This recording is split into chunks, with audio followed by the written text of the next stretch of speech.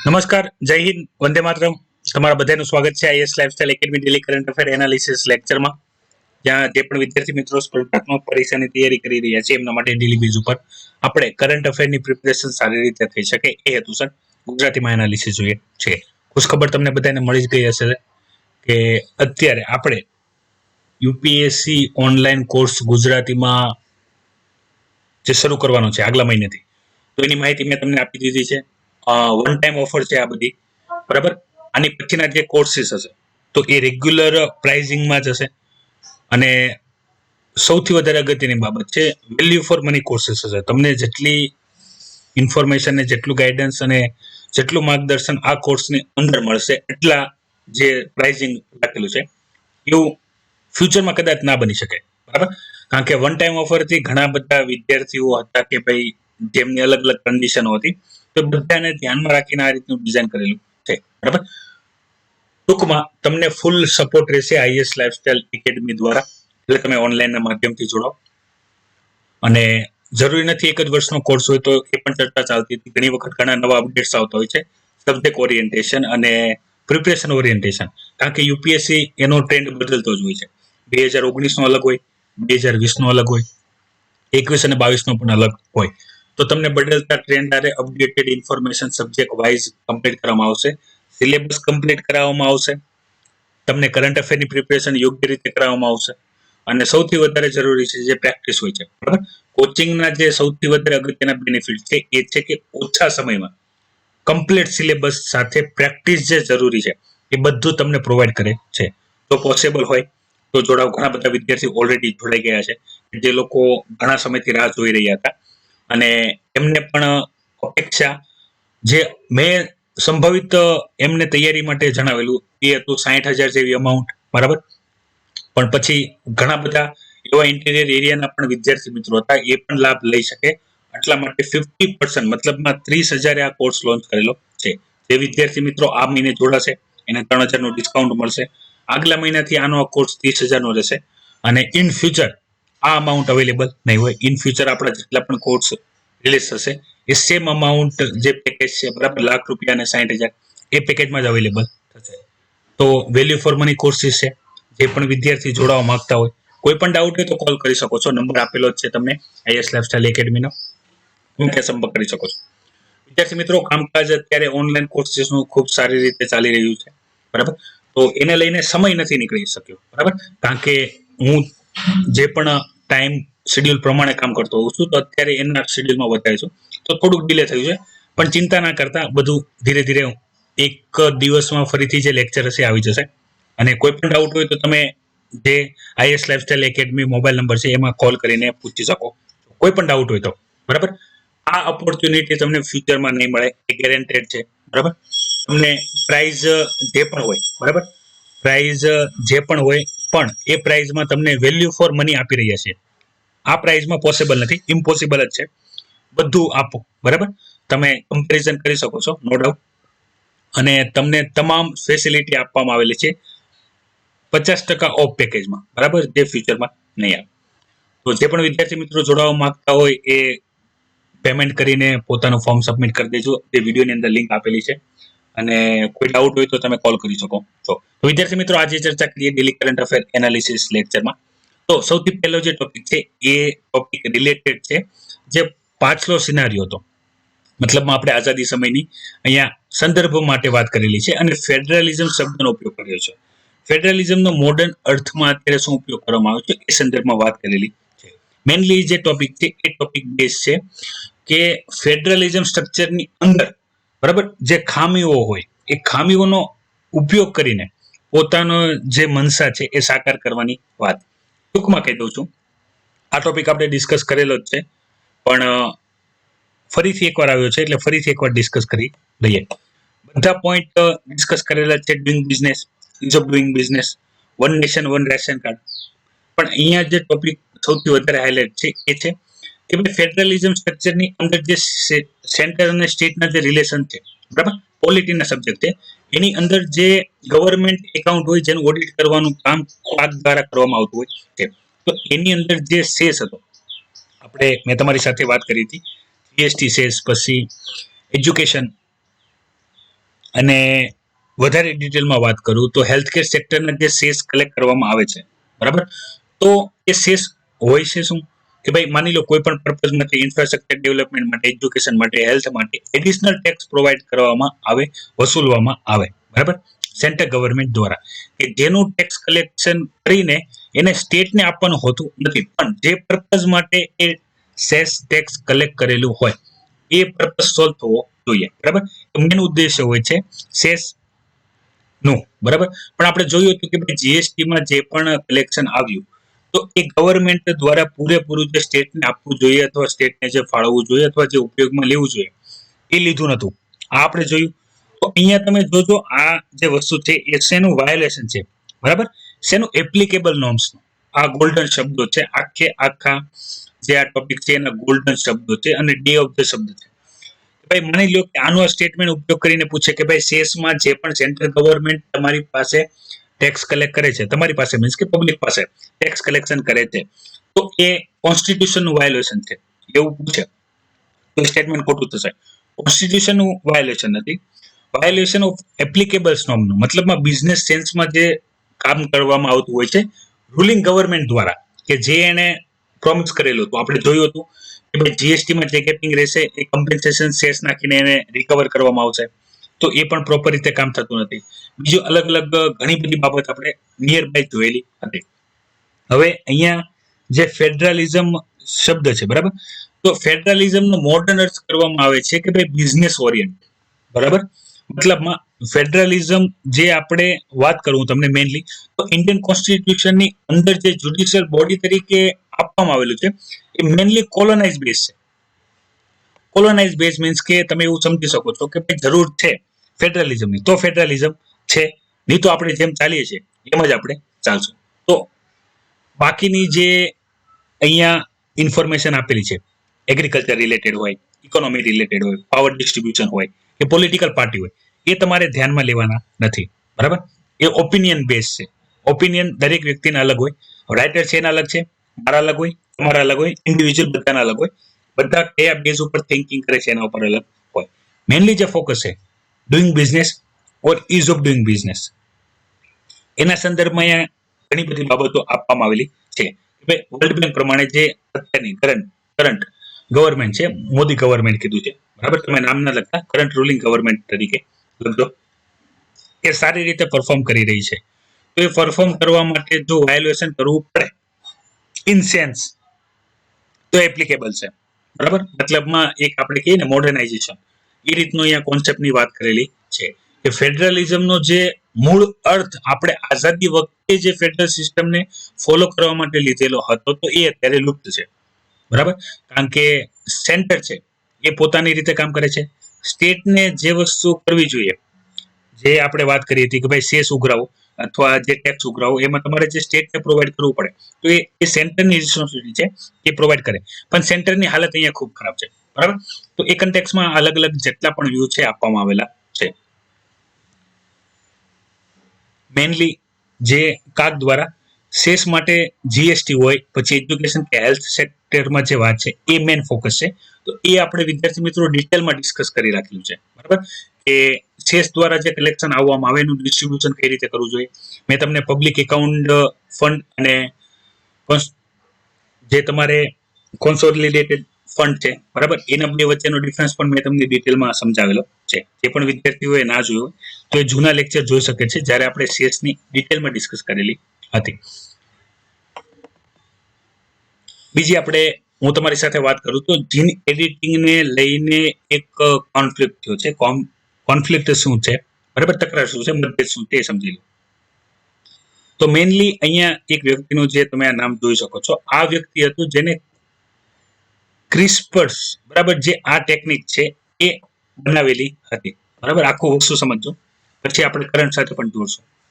તો એ વ્યક્તિને રેકગ્નાઇઝ ના મળ્યું અને એની પછી જે અત્યારનું કેમિસ્ટ્રી નોબેલ પ્રાઇઝ છે ક્રિસ્પર કેસ 9 ના જે બે સાયન્ટિસ્ટ હતા, મહિલા સાયન્ટિસ્ટ, તો એને મળ્યું. તો અહીંયા વિવાદ શું થાય છે કે શા માટે જે પહેલો વ્યક્તિ છે જેને હકીકતે જે CRISPR ફાઇન્ડ કર્યું એને તમે રેકગ્નેશન ના આપ્યું, બરાબર. તો યાદ રાખો જે નોબેલ પીસ પ્રાઇઝ હોય છે, બરાબર, તો એના માટે અલગ અલગ ક્રાઇટેરિયા હોય છે, એના માટે અલગ અલગ નોર્મ્સ છે, એ બધા ફૂલફિલ થાય તો એ કન્ડિશનમાં મળતું હોય છે. એ પોતે એક સ્વાયત્ત સંસ્થા છે તો એ કઈ રીતે ડિસિઝન લે એના ઉપર કોઈ આંગળી ઉઠાવી શકે નહીં. પણ એ એક લોજિકલ વાત છે કે ભાઈ જે રિસર્ચ બરાબર 2012માં એક સાયન્ટિસ્ટ દ્વારા કરવામાં આવેલી હતી એની અંદર ખાલી મોડિફિકેશન કરીને અત્યારે હાલમાં આપણે 2020 ચાલી રહ્યું છે તો એમાં જે એડિટિંગ આવ્યું તો એને નોબેલ પ્રાઇઝ મળવામાં આવ્યો. તો આ વ્યક્તિ જેની દ્વારા આ કરવામાં આવ્યું એને કેમ ના મળ્યું, એટલે એક પ્રકારની બાયસ છે કે ભાઈ જેને આ વસ્તુને વિચાર્યું, શરૂઆત કરી બરાબર, એને રેકગ્નિશન ના આપવામાં આવીને તમે જે અત્યારે એમાં થોડુંક મોડિફિકેશન કરીને જે લાવ્યું એને નોબેલ પ્રાઇઝ આપ્યું. એક પ્રકારની આર્ગ્યુમેન્ટ છે બરાબર, આપણા કામની નથી. આપણા કામની જે વસ્તુ હતી એ મેં તમારી સાથે ડિટેલમાં ડિસ્કસ કરેલી હતી અને એ વસ્તુ એ બાબત છે કે જે 2018માં ચાઇનીઝ જે સાયન્ટિસ્ટો હતા તો એને હ્યુમન એમ્બ્રિયોની અંદર એટલે ગર્ભની અંદર HIV ના જે જીન હતા એને એડિટિંગ કરેલા હતા બરાબર, એ પણ ગેરકાનૂની હતા અને આ વ્યક્તિ દ્વારા પણ જે જીન એડિટિંગ કરવામાં આવ્યું એ પણ ઇલીગલ હતું બરાબર, એટલે એમને કન્સિડર કરવામાં આવેલા નથી. જ્યારે અત્યારની જે રિસર્ચ થઈ છે એ પ્રોપર બેઝ ઉપર થઈ છે અને હાલમાં જે WHO છે, વર્લ્ડ હેલ્થ ઓર્ગેનાઇઝેશન છે, એના દ્વારા કહેવામાં આવ્યું છે કે ભાઈ આના માટે એક central registry human genome editing research હોવું જોઈએ કે જે રેગ્યુલેટ કરે જે જીન એડિટિંગ છે એને, જેથી એનાથી મિસયુઝ ના થાય. પછી અત્યારે જે હાલમાં ચાઇના દ્વારા જે પણ કરવામાં આવ્યું તો એનું કારણ શું છે, તો એ બધી બાબતો એક પ્રકારના કોન્ફ્લિક્ટ તરફ લઈ જાય છે જીન એડિટિંગને લઈને. ઘણા બધા વિદ્યાર્થીઓએ જેને સ્પીપાની એક્ઝામ આપી હશે તો એના એક્ઝામ પેપરની અંદર આ એક ક્વેશ્ચન પૂછાઈ ગયો હતો જે ભાઈ ક્રિસ્પર છે બરાબર એ શું છે, તો એ બાયોલોજી છે એ ઓપ્શન હતો બરાબર. તો યાદ રાખો વિદ્યાર્થી મિત્રો, જે કરંટમાં ચાલતું હોય તમે કરંટ તૈયાર કરીને જાઓ તો પણ એવું બની શકે છે કે બેઠા 5 કે 10 ક્વેશ્ચન બની શકે તમે સીધા એટેન્ડ કરી શકો. જે આપણે હાથીવાળો પણ કોન્સેપ્ટ જોયો હતો કે ભાઈ 350 જેટલા હાથીઓ જે મૃત્યુ પામ્યા હતા તો એનું કારણ શું હતું, મેં તમારી સાથે જે ટોક્સિન એલ્ગીઝ હતી એની ચર્ચા કરી હતી. તો એ રીઝન ખાલી કયો હતો બરાબર, ઓકોવાંગો ડેલ્ટાનો જે હતો તો એ આવી ગયું હતું. તો આ બધી વસ્તુ છે અને સ્પીપાનું રિઝલ્ટ આવી ગયું છે વિદ્યાર્થી મિત્રો. જે પણ વિદ્યાર્થીઓએ પાસ થયા હોય એને કોંગ્રેચ્યુલેશન, ના થયા હોય એને ચિંતા કરવાની જરૂર નથી, પ્રિપેરેશન જરૂર રાખો. બીજું આપણે ઇન્ડિયા સંદર્ભમાં વાત કરીએ તો ઇન્ડિયાની અંદર હાલમાં જીન એડિટિંગ માટે કોઈ પર્ટિક્યુલર લો નથી બરાબર, તો એને એસ્ટાબ્લિશ કરવો જોઈએ. ઇન્ડિયા અત્યારે જીન એડિટિંગને જે લો થી ફોલો કરે છે એ છે એન્વાયરમેન્ટ પ્રોટેક્શન એક્ટ 1986 બરાબર. તો અહીંયા એવું જ કહેવામાં આવે છે કે ભાઈ આપણે ઇન્ડિયામાં પણ પ્રોપર મતલબ મારા સબ ક્લોઝની અંદર છે આ જે એન્વાયરમેન્ટ પ્રોટેક્શન એક્ટ 1986 છે એના સબ ક્લોઝની અંદર આવે છે. તો આપણે બની શકીએ કે જે નવા નિયમ હોય જીન એડિટિંગના એની માટે અલગથી એક બિલ લઈને આવવું જોઈએ અને એને રેગ્યુલેટ કરવું જોઈએ. તો ટોટલ જે અગત્યની ઇન્ફોર્મેશન છે એ મેં તમારી સામે હાઇલાઇટ કરી છે. બાકી આપણે આ ચાઇનીઝ વાળું અને આ જે સાયન્ટિસ્ટ છે જેના દ્વારા સૌથી પહેલા જે ક્રિસ્પર વાળી જે કોન્સેપ્ટ હતો, જે જીન એડિટિંગનો કોન્સેપ્ટ હતો, એ મેં તમારી સાથે ડિસ્કસ કરેલો છે. તો વિદ્યાર્થી મિત્રો અહીંયાથી આપણે આગળની ઇન્ફોર્મેશન જોઈએ.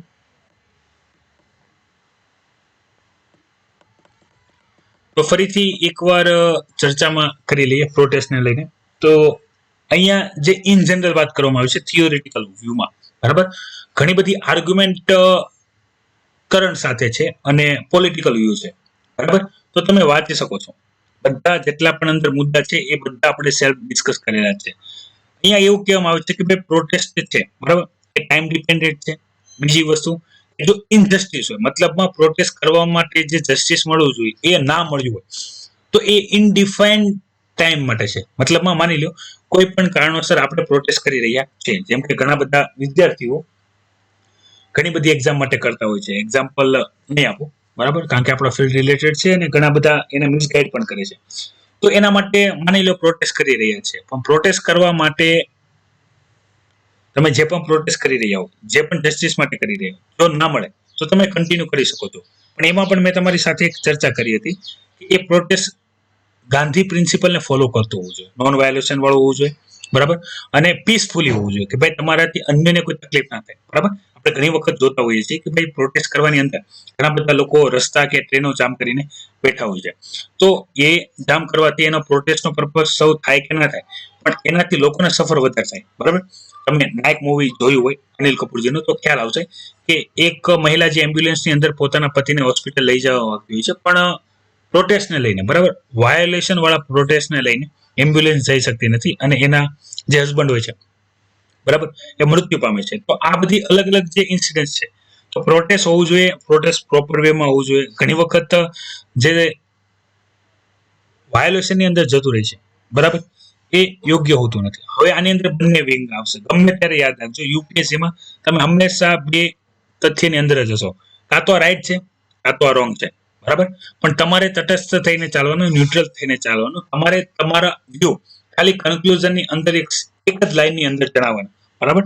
એ પણ જો વાંચનાર વ્યક્તિ, ચેક કરનાર વ્યક્તિ વાંચે તો તમારે ન્યુટ્રલ ફોર્મમાં જ કરવાનું કે ભાઈ તમે જે પણ સંદર્ભો મૂકો, તો તમારે કોઈ પણ ઓર્ગેનાઇઝેશન હોય, કોઈ પણ ઇન્સ્ટિટ્યૂટ હોય, કોઈ પણ રિસર્ચ હોય, કોઈ પણ પબ્લિકેશન હોય, તો એનો આધાર આપવાનો કે ભાઈ આ અનૈતિક છે, બરાબર, થવું ના જોઈએ, XYZ, અને મારો વ્યૂ પણ આ છે, એ રીતે.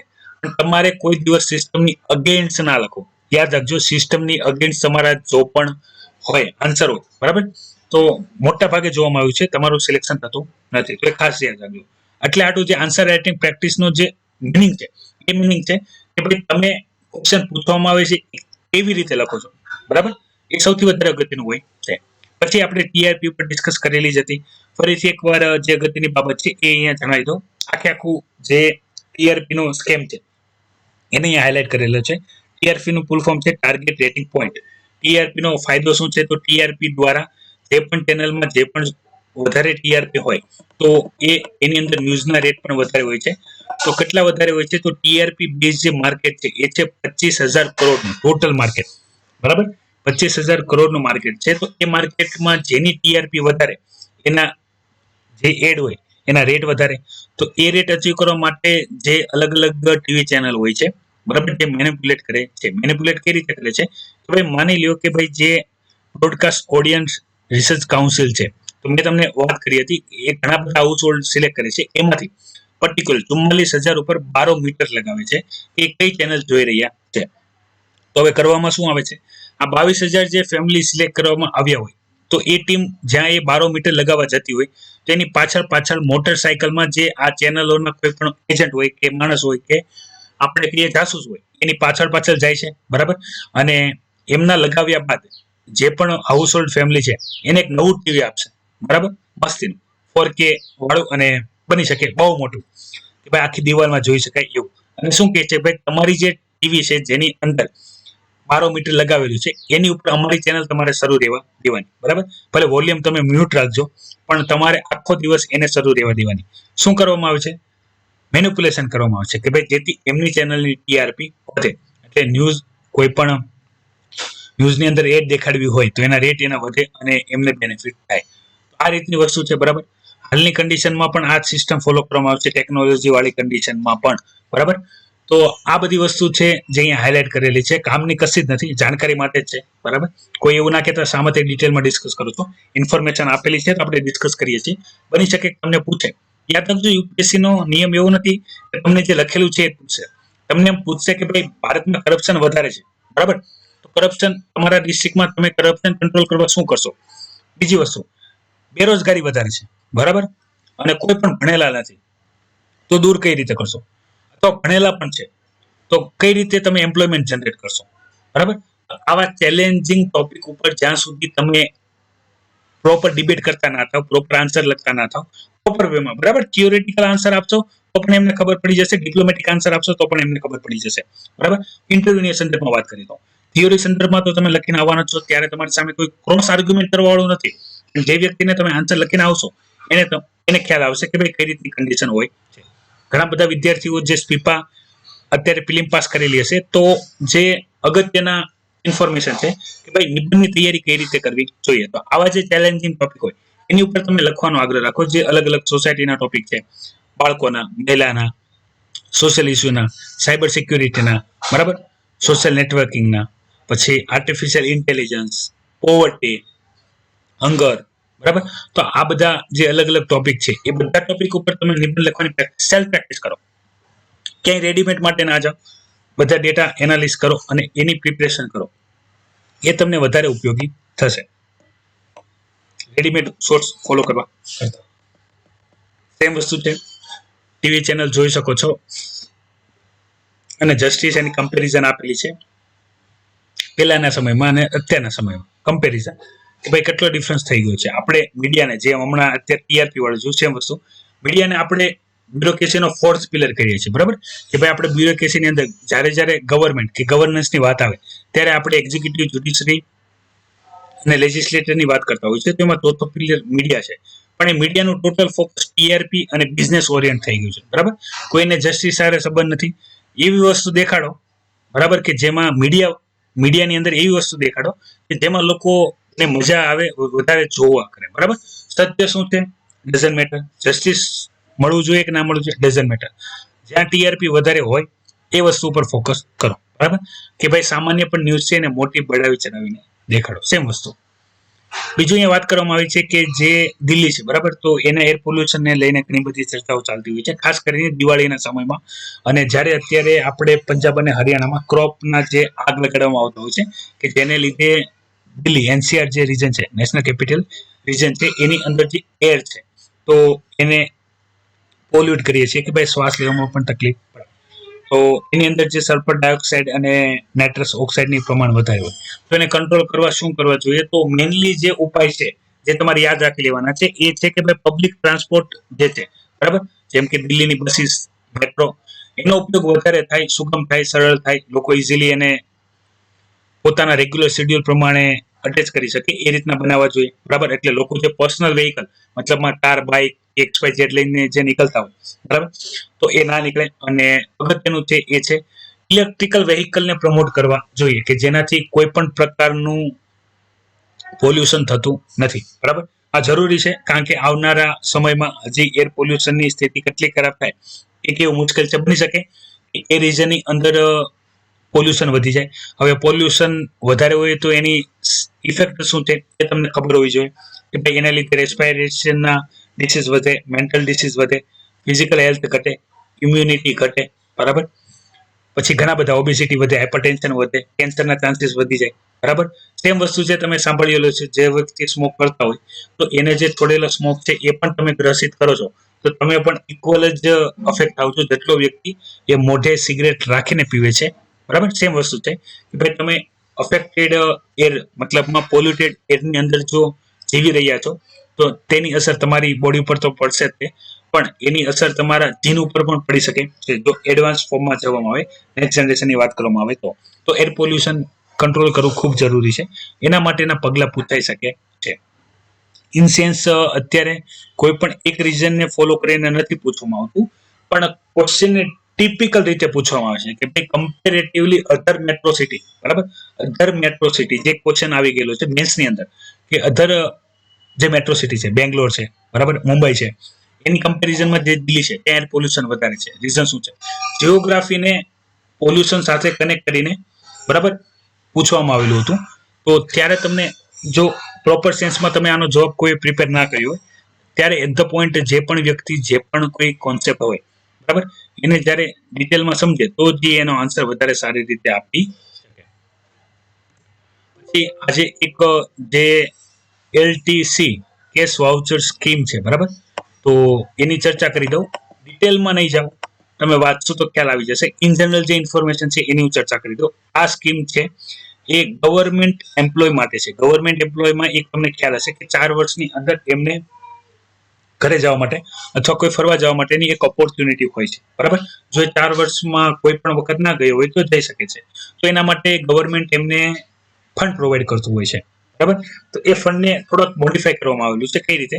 કે ભાઈ અત્યારે માર્કેટને ડિમાન્ડ કરવા માટે, ડિમાન્ડ શા માટે કરવા માટે?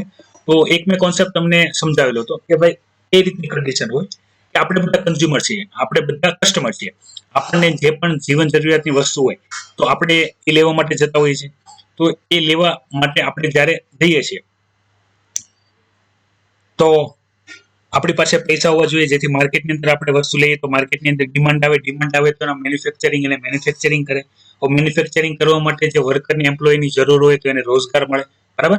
અને આ રીતે આખી સિસ્ટમ ચાલે કે જેને આપણે નોર્મલ કન્ડિશન કહીએ છીએ, ડિમાન્ડ વાળી કન્ડિશન કહીએ છીએ. તો તમને ખ્યાલ હતો જે લોકડાઉનમાં આપણે ડિસ્કસ કરી હતી કે લોકો પાસે પૈસા નથી. લોકો પાસે જે પૈસા છે એ ધ્યાનથી ખર્ચવાના હતા, કારણ કે ઇન્કમ સોર્સિસ બંધ હતા, ઘણા બધાની જોબ પણ જતી રહી છે, એ કન્ડિશનની આપણે વિચાર કરી હતી. તો આના લીધે શું થયું હતું, આના લીધે માર્કેટની અંદર ડિમાન્ડ પડી ગઈ છે, બરાબર. તો ડિમાન્ડ ના હોય તો કોઈ પણ મેન્યુફેક્ચરિંગ ઇન્ડસ્ટ્રી હોય, બરાબર, એ પોતાનું આઉટલેટ શરૂ કરે નહીં, કારણ કે જ્યાં સુધી જૂનો ગુડ્સ પડેલો હોય ત્યાં સુધી નવો બનાવીને કોઈ ફાયદો નથી. તો એ ડિમાન્ડને બૂસ્ટ કરવા માટે સેન્ટ્રલ ગવર્મેન્ટ દ્વારા એક સ્કીમ લાવવામાં આવેલી છે, લીવ ટ્રાવેલ કન્સેશન, બરાબર, બેનિફિટ વાઉચર, કેશ વાઉચર. એમાં શું હોય તો માની લો કે જે પણ ફેમિલી છે, અહીંયા ઇન્સેન્સમાં ઘણી બધી માહિતી આપેલી છે, બરાબર. હું તમને જે માહિતી આપું છું કે જે ગવર્મેન્ટની જે આ પીઆઈબી પ્રેસ કોન્ફરન્સ હતી એની અંદર જેટલી પણ ઇન્ફોર્મેશન પ્રોવાઈડ કરવામાં આવેલી છે એ સંદર્ભમાં હું તમારી સાથે વાત કરું છું, અને બાકીની જે ઇન્ફોર્મેશન છે એ પેજ નંબર 8 ઉપર અવેલેબલ છે. તો એમાં કહેવામાં શું આવ્યું કે ભાઈ તમારે આની અંદર વાઉચર લેવા માટે તમારે અલગ અલગ ટ્રાવેલ અલાઉન્સ આપેલા છે, જેમ કે પ્લેનના બિઝનેસ ક્લાસીસના, પ્લેનના ઇકોનોમિક ક્લાસીસના અને ટ્રેનના વાઉચર્સ, બરાબર. તો માની લો કે પર વ્યક્તિ ઘરમાં 5 મેમ્બર હોય તો એક વ્યક્તિ દીઠ 6,000 રેલવે એલાઉન્સીસ આપવામાં આવશે. જે પણ ગવર્મેન્ટ ઓફિસર હોય અને એને ઘરે જવું હોય અથવા ક્યાંય ફરવા જવું હોય, બરાબર, તો એના માટે પર વ્યક્તિ એને 6,000 રૂપિયા આપવામાં આવશે વાઉચરમાં. તો 5 વ્યક્તિ હોય, બરાબર, જો 5 વ્યક્તિ હોય તો એને 30,000 આપવામાં આવશે. એના માટે એને કરવાનું શું રહેશે, એના માટે એને જે 12% સર્વિસ જીએસટી હોય, બરાબર, જે ગુડ્સ અને સર્વિસીસમાં એની અંદર ખર્ચો કરવાનો રહેશે, બરાબર. હું ઇન જનરલ વાત કરું તો સબસિડીઝ છે એટલે મતલબમાં એવું તમે સમજીને ચાલી શકો છો કે ભાઈ આપણે જે પણ વ્યક્તિ દ્વારા જેટલો ખર્ચો કરવામાં આવે, હું તમને ઇન્સેન્સ વાત કરું છું કે જેનું 12% જીએસટી છે, બરાબર, સર્વિસ ને ગુડ્સમાં, તો 1 લાખનો ખર્ચો કરે છે એ ફેમિલી, બરાબર, જેને દિવાળીમાં કંઈ પણ ફ્રીજ, ટીવી, XYZ ખરીદવાનું હોય એની અંદર, તો એના 33% એને સબસિડી સ્વરૂપમાં મળશે ટ્રાવેલિંગ એલાઉન્સીસ માટે અલગ અલગ વેમાં, બરાબર. મતલબમાં કે ભાઈ માર્કેટની અંદર ડિમાન્ડ ક્રિએટ કરવા માટે સેન્ટર છે એ પેકેજ પ્રોવાઈડ કરી રહી છે, બરાબર. પણ પેકેજ કયા સ્વરૂપમાં કે ભાઈ ગવર્મેન્ટ ઓફિસર છે એને જે દિવાળીની અંદર ખરીદી કરવાની હોય, બરાબર, અત્યારે નવરાત્રીની અંદર ખરીદી કરવાની હોય તો એ ખરીદી કરી શકે છે. એ ખરીદી પાછી કેવી હોવી જોઈએ કે 12% જીએસટી લાગતું હોય જે પણ ગુડ્સ અને સર્વિસમાં એની અંદર ખરીદી કરવાની છે. બીજી વસ્તુ છે કે એ જે ખરીદી કરે એ ડિજિટલ હોવી જોઈએ, બરાબર, તેના પ્રૂફ ડિજિટલ પેમેન્ટ થ્રુ થયેલા હોવા જોઈએ, કોઈ મેન્યુઅલી નહીં કે ભાઈ તમે કોઈ પણ મેં કીધું એમ ગુડ્સમાં માની લો ટીવી લીધી, ફ્રીજ લીધું અથવા કોઈ પણ બીજે ફર્નિચર લીધું કે જેની અંદર જીએસટી ઇન્ક્લુડ હોય, 12% જેટલું જીએસટી આવતું હોય, તો એ વસ્તુ તમે પરચેસ કરો, એનું પેમેન્ટ કરો, એ ઓનલાઈન ડિજિટલ ટ્રાન્ઝેક્શન વાળી ડિટેલ્સ આખો સબમિટ કરો તો તમને આ વાઉચર મળશે. એટલે તમે જે ખર્ચ કરો તો એની અંદરથી તમને જે ટ્રાવેલિંગ ખર્ચ છે એ મળશે, બરાબર. તો આ રીતની એક સ્કીમ આપવામાં આવેલી છે, બરાબર, જે રેગ્યુલર એક સ્કીમ કહી શકાય એ રીતની બાબત છે.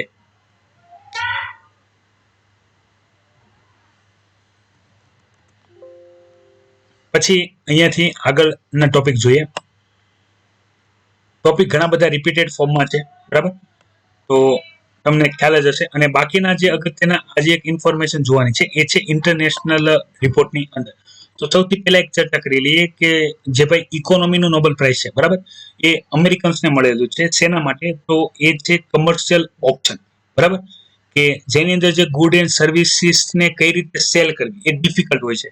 મતલબમાં માની લ્યો કે ભાઈ આપણે કોઈ એક વસ્તુ ઇન સેન્સમાં કે આપણે કોઈ એક મટીરિયલ બનાવ્યું, બરાબર, એ મટીરિયલ છે લાકડાનું અથવા પ્લાસ્ટિકનું, તો એ મટીરિયલની અંદર આપણે શર્ટ માની લઈએ કે ભાઈ આપણે જે એક શર્ટ બનાવીએ છીએ તો શર્ટની અંદર તમે કોટન યુઝ કરો છો તો રો કોટનની પ્રાઇસ શું છે, મેન્યુફેક્ચરિંગમાં તમે વેજીસ એ બધું જે મેન્યુફેક્ચરિંગ કોસ્ટ હોય એ જોડો, બરાબર. પછી જે ફાઇનલ પ્રોડક્ટ પડે એની અંદર તમે તમારો બેનિફિટ એડ કરી શકો, બરાબર. તો આ ફિઝિકલ વસ્તુ થઈ જેની અંદર તમે જે પણ રો મટીરિયલ ઉપયોગ કરો છો એની કોસ્ટિંગ તમને ખબર છે અને એ પ્રમાણે તમે એનો ભાવ લગાડી શકો છો પ્રોફિટ માર્જિન બેસાડીને. પણ જે સર્વિસીસ છે, બરાબર, સર્વિસીસમાં તમારું યુટિલાઇઝેશન કઈ રીતે છે, કઈ રીતે વેચવી જોઈએ એ ડિફિકલ્ટ હોય છે. તો આ લોકો દ્વારા એક થિયરી બનાવવામાં આવી છે, એ પણ આપણે ચર્ચા કરશું જ્યારે એની ડિટેલ ઇન્ફોર્મેશન આવી જશે ત્યારે. તો આમણે એક થિયરી ડેવલપ કરી છે કે જેના દ્વારા જે ગુડ્સ એન્ડ સર્વિસીસ ફેસિલિટી છે એ કઈ રીતે સેલ કરી શકાય ટ્રેડિશનલ વે કરતા અલગ, કે જે વધારે એપ્લિકેબલ છે. એમના માટે એમને ઇકોનોમિક્સનો નોબેલ મળેલો છે અમેરિકન્સને. નામ છે પોલ મિલગ્રુમ અને રોબર્ટ વિલ્સન. બરાબર. બીજું આપણે શ્રીલંકાની મેં તમારી સાથે ડિટેલમાં ચર્ચા કરી હતી કે જે શ્રીલંકન્સ છે, બરાબર, તો એ ચાઇનીઝ સાથે જે એમની વાર્તાલાપ હતી, તો એની અંદર મેં તમને કીધું હતું કે ભાઈ જે મહેન્દ્ર રાજપક્ષા છે ત્યાંના પ્રાઇમ મિનિસ્ટર, એના દ્વારા ચાઇનીઝ પાસે ઉધાર લેવામાં આવશે, બરાબર. અને હંબનટોટા વાળી પણ મેં તમને વાત કરી હતી કે ભાઈ ડેપ ટેપ્ટ હોય છે ચાઇનાનું, જે પણ કન્ટ્રી નાની હોય અને ઇકોનોમિકલ સ્ટેબલ ના હોય તેને પૈસા આપો, અને જ્યારે પૈસા ના ચૂકવે ત્યારે એનો એક એરિયો પડાવીને ત્યાં ચાઇનીઝ મિલિટરી બેઝ બનાવીને ઓપરેટ કરવાનું શરૂ કરો, બરાબર.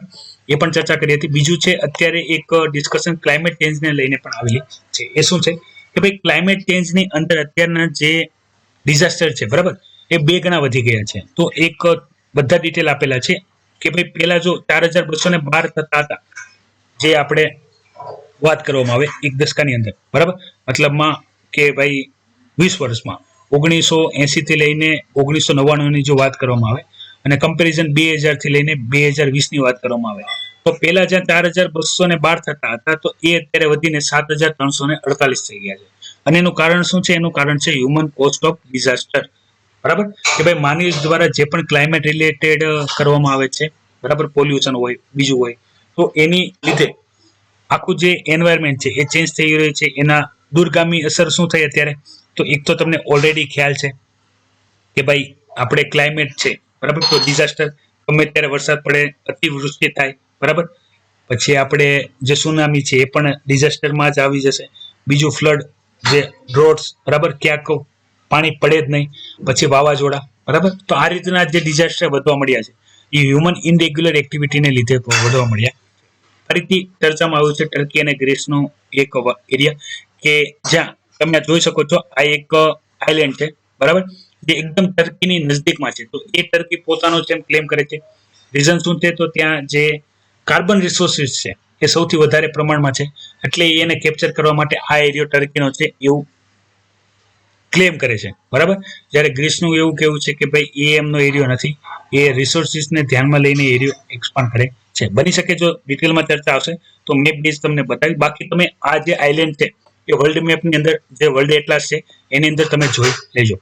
પછી એક ચર્ચા કરી લઈએ, જે અગત્યની ચર્ચા છે એ છે એન્ટી માઇક્રોબિયલ ડ્રગ્સ, બરાબર, કેન ફાઇટ કોરોના વાયરસ. જો એક અગત્યની ઇન્ફોર્મેશન છે, મતલબ અહીંયા ઇન જનરલ હું તમને કહી દઉં, તમે મેડિકલ સ્ટુડન્ટ ના પણ હો તો પણ સમજવા માટે કે જે એન્ટી માઇક્રોબિયલ ડ્રગ હોય, બરાબર, જે બેક્ટેરિયામાં કામ કરતી હોય, તો અહીંયા જે મેટા ડ્રગની વાત કરવામાં આવી છે, તો જે એન્ટીબેક્ટેરિયલ તરીકે યુઝ થાય છે એ સેમ વસ્તુ એન્ટીવાયરલ તરીકે પણ ઉપયોગ થશે અને કોરોનામાં ઇફેક્ટ આવશે, એ રીતની બ્રોડ વેમાં વાત કરવામાં આવેલી છે. અને જે પણ એન્ટીમાઇક્રોબિયલ ડ્રગ હોય એ બ્રોડ સ્પેક્ટ્રમ હોય, મતલબમાં બધા માઇક્રોબને કામ કરતી હોય, તો એ રીતની વાત કરવામાં આવે છે. બીજી એ વાત કરવામાં આવે છે, બીજી ડ્રગ છે એ છે રાનિટીડિન બિસ્મથ સાઇટેટ, આરબીસી કહેવાય. તો એને પોટેન્ટ ડ્રગ કીધી છે. પોટેન્ટ ડ્રગ એટલે કે ભાઈ COVID-19 અંદર જો એને આપવામાં આવે તો એની ઇફેક્ટ મળે ને મળે, જે સિમ્ટમ્સ હોય ઘટી શકે અને કોરોના વાયરસની જે સ્પ્રેડિંગ છે એ પણ ઘટી શકે, ઠીક કરી શકે મતલબમાં વાયરસને. તો એ રીતની અહીંયા વાત કરવામાં આવેલી છે. તો તમને પ્રિલિમ્સમાં શું થાય, મેન્સમાં ક્વેશ્ચન આવવાના ચાન્સ ઓછા છે. પ્રિલિમ્સમાં ક્વેશ્ચન આવે, તમને પૂછે કે ભાઈ એન્ટીમાઇક્રોબિયલ ડ્રગ છે, બરાબર, એ કોરોના વાયરસમાં કામ કરશે નહીં, બરાબર, તો આ સેન્ટેન્સ રોંગ થશે. અહીંયા દેખાડવામાં આવે છે કે ભાઈ ઘણી બધી એન્ટીમાઇક્રોબિયલ ડ્રગ છે, બરાબર, જે અલગ અલગ ડિઝીઝમાં, મતલબમાં સ્ટમક અલ્સર એટલે જે આપણે સ્ટમક એટલે જઠર થાય, બરાબર, જે આપણે એની અંદર અલ્સર એટલે ટાંડા પડે ને, આપણે જઠરના ટાંડા કહીએ, તો એની અંદર કામ કરતી હોય, બરાબર, જે બેક્ટેરિયલ ડ્રગ હોય વાયરલ ડ્રગની અંદર કામ કરતી હોય, બરાબર. બેક્ટેરિયાની અંદર જે કામ કરતી ડ્રગ છે એ વાયરસની અંદર પણ કામ કરતી હોય, તો સેમ વસ્તુ છે કે એવી મેટાલો ડ્રગ છે અને આરબીસી છે, બરાબર. તો એનો ઉપયોગ COVID-19 ની અંદર પણ કરવો જોઈએ. સાયન્ટિસ્ટોનું એવું કેવું છે એનાથી પોઝિટિવ રિઝલ્ટ મળશે. તમારા કામનું એવું છે કે આ કોન્સેપ્ટ વાંચી રાખજો, બની શકે તમને એક સ્ટેટમેન્ટ આપી દે એન્ટીમાઇક્રોબિયલ ડ્રગ છે એ કોરોના વાયરસમાં કામ કરતી નથી, બરાબર. હવે તમે વિચારો કે ભાઈ એન્ટીમાઇક્રોબિયલ ડ્રગ કરે છે કે નથી કરે, ખબર નથી. જેને આ ન્યૂઝ ના વાંચી હોય, બરાબર, એને 1 વર્ષ પછી પૂછવામાં આવે, બરાબર, 1 વર્ષ તો બહુ દૂર કરી દીધું, 1 મહિના પછી પણ પૂછવામાં આવે તો પણ કન્ફ્યુઝ થઈ જશે. મેટાલો ડ્રગ નામ યાદ નહીં રહે, રાનિટીડિન બિસ્મથ સાઇટેટ, આરબીસી યાદ રહેશે નહીં. મેડિકલ સ્ટુડન્ટ માટે ઈઝી છે, બરાબર, બાકીના બધા માટે ડિફિકલ્ટ રહેશે. તો અત્યારે જે આજના ટોપિક છે તો એમાંથી આ જે એન્ટીમાઇક્રોબિયલ ડ્રગ છે, પછી કાગવાળો જે સેસવાળો ટોપિક છે એ સૌથી વધારે અગત્યના હતા. તો વિદ્યાર્થી મિત્રો પોતાનું અટેન્ડન્સ આપવાનું ના ભૂલતા. શોર્ટ સમયમાં જ બાકીના જે લેક્ચર છે આવી જશે. ફરીથી આપણે રેગ્યુલર જે શેડ્યુલમાં ચાલતા હતા થઈ જશે. ઓનલાઈન ક્લાસને લઈને થોડુંક ડિસ્ટર્બન્સ ચાલી રહ્યું છે, પણ બહુ જલ્દી સોલ્વ થઈ જશે. વિદ્યાર્થી મિત્રો, ઓનલાઈન ક્લાસની અંદર તમારે જીએસ, સીસેટ અને કરંટ અફેર બધાની પ્રિપેરેશન સારી રીતે કરાવવામાં આવશે. વેલ્યુ ફોર મની કોર્સીસ છે. હજી પણ જે વિદ્યાર્થી ના જોડાવા માંગતા હોય, કોઈ ડાઉટ હોય તો કોલ કરી શકો છો, નહીં તો તમે પેમેન્ટ કરીને કન્ટિન્યુ આગળ કોર્સનો લાભ લઈ શકો છો. તો એટેન્ડન્સ આપવાનું ના ભૂલતા, પોતાનું નામ, એરિયાનું નામ, કઈ જગ્યાએથી છો એ મેન્શન કરજો. અને કોઈ પણ ડાઉટ હોય તો વિડીયોની કોમેન્ટ બોક્સમાં કોમેન્ટ કરજો. નવા હોય તો ચેનલને સબસ્ક્રાઇબ કરજો અને બાકીના વિદ્યાર્થી માટે માહિતી શેર કરજો. વિદ્યાર્થી મિત્રો, તમે બધા કરો મજા, મને આપો રજા. લાઈવ લેક્ચરમાં જોડા બદલ આભાર. જોતા રહો IS lifestyle academy daily current affair analysis lecture. જય હિન્દ, વંદે માતરમ.